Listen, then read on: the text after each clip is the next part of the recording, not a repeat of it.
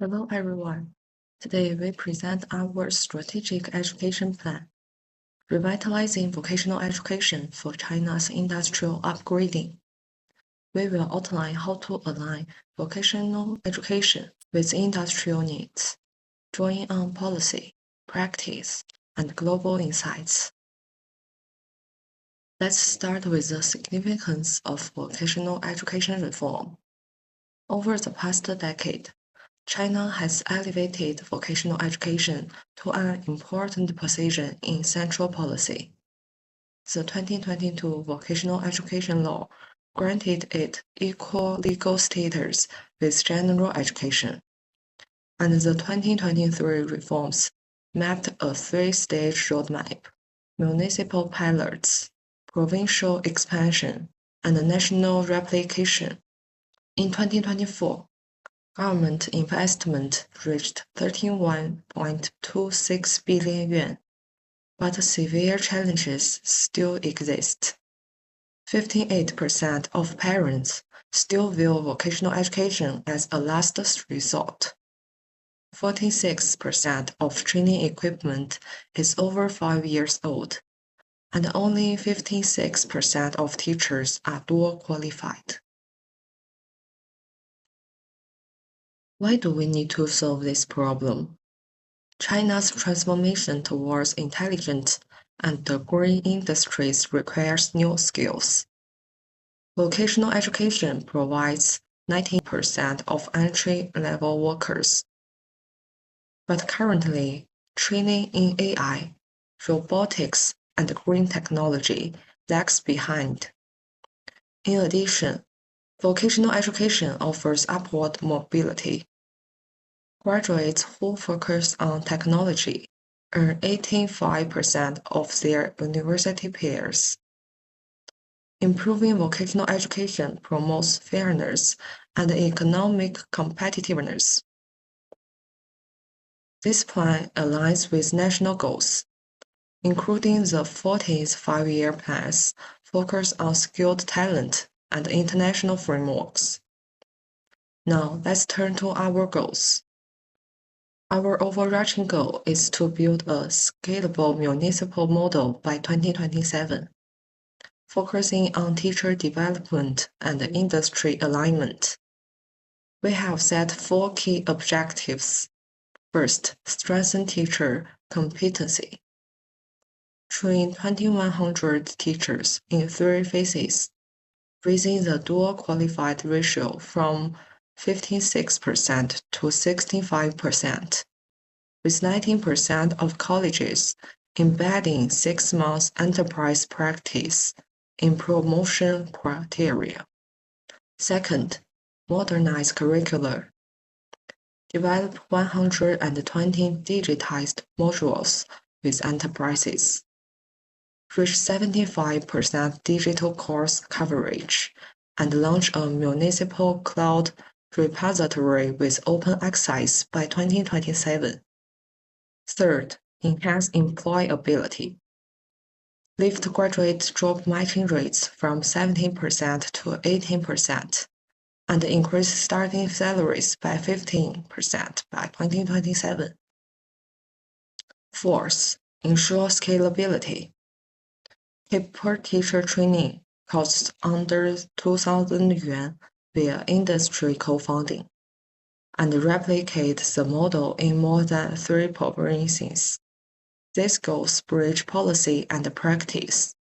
Now, Liu Lin will explain how stakeholders make this actionable. Stakeholder involvement. Achieving these goals requires clear roles for all stakeholders. Government's lead. The Ministry of Education oversees national policy, like the 2022 law. The Ministry of Finance allocates funding and incentives. Local governments tailor vocational education to regional industries, offering land or tax perks to attract enterprise partnerships.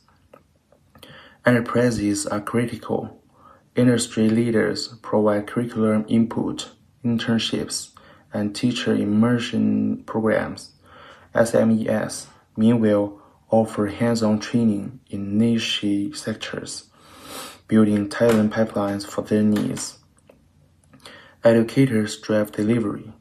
School administrators manage resources and form enterprise alliances, while teachers must complete 6 months of industry practice every 7 years and co-develop course content. Finally, students and parents. Students provide feedback on curricula, while parents, key to enrollment decisions, need transparency via open houses and graduate success stories to shift vocational education stigma. With roles defined, let's outline how we'll implement this. Implementation plan. Our plan unfolds in 3 phases. Phase 1, 2025 to 2026. Pilot, train 500 teachers via 2 months enterprise immersion and 4-week co-design workshops. Develop 40 digital modules in AI and green tech, lifting digital coverage from 30% to 40%. We also host regular vocational education industry dialogues to align all stakeholders. Phase 2, 2026 to 2027. Scale up. Train 150 more teachers. Expand digital modules to 120 and hit 75 digital coverage. Launch a municipal cloud platform to share all materials openly. Phase 3, 2027. Benchmarking and replication. Select 100 model teachers for international exposure. Update modules with industry input, and replicate the municipal model in at least 3 provinces. This phased approach ensures we test, refine, and scale effectively. Next, let my partner Li Zheng explain how we'll monitor progresses. Okay, now I will introduce you about monitoring and evaluation. Okay, to make sure our plan is working, we will focus on 3 main KPIs. First, for the curriculum, we will track how much of it is digital and how well cloud resources are used. Second, for teachers, we will check the percentage of dual qualified teachers and how many complete enterprise training. Third, for graduates, we will measure how well their jobs match their training and how their salaries grow over time. To evaluate these areas, we will use services. Teachers will give feedback on their training. Companies will share how well graduates perform on the job, and students will tell us how useful the courses are. In addition, we will look at employment data from government and job websites and study successful schools to learn what works best. As for the timeline, we will do quarterly checks on short-term activities like developing course modules.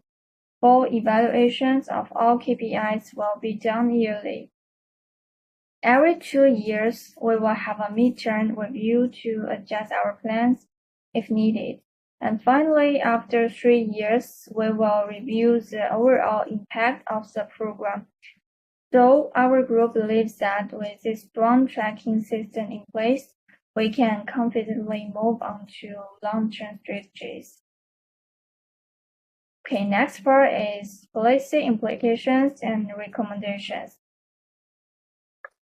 To make sure these reforms last, we suggest a few important national level actions. First, ask all enterprises to contribute 2% of their revenue to support vocational education. Second, set up a national industry education council to bring together schools, companies, and government.